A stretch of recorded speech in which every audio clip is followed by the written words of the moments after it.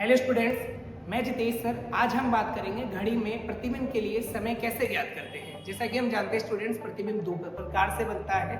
First होता है दर्पण प्रतिबिंब। दर्पण प्रतिबिंब का मतलब होता है कि किसी दर्पण के सामने यदि हम घड़ी को रखते हैं तो घड़ी का बायां भाग हमें दायां दिखाई देता है, जबकि दायां भाग बायां दिखाई देता है।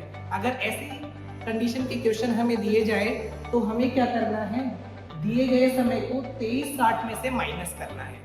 क्वेश्चन में जो भी हमें समय दिया गया होगा, अगर वो दर्पण प्रतिबिंब के लिए हमसे पूछता है तो 2360 में से हम समय को माइनस कर देंगे।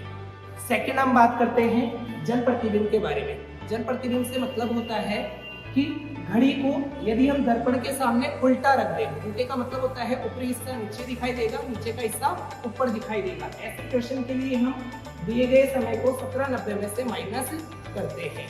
ठीक है, इसमें हम क्वेश्चन के बारे में बात करेंगे। जैसे कि हमारे क्वेश्चन में यदि किसी घड़ी में साधारण समय 11:30 है तो दर्पण में क्या समय होगा। स्टूडेंट दोबारा क्वेश्चन देखिए। साधारण समय हमें दिया हुआ है, दर्पण समय पूछ रहा है। जैसा कि मैंने आपको अभी बताया था कि जब भी दर्पण समय पूछे तो हमें उसको 2360 में से माइनस करना है। तो देखो, हमने दिए गए समय को, समय क्या है हमारा 11:30, उसको हमने 2360 में से माइनस किया तो हमारे 12:30 आंसर आ गया, यानी 12:30 समय होगा। नेक्स्ट क्वेश्चन के हम बारे में बात करते हैं।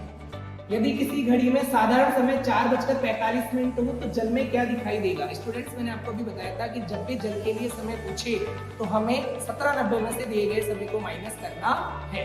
तो हम क्या करेंगे, 1790 में से जो भी हमारा समय दिया गया है उसको माइनस किया हमने, तो हमारा 13:45 का मतलब होता है 1:45। ये हमारा आंसर होगा।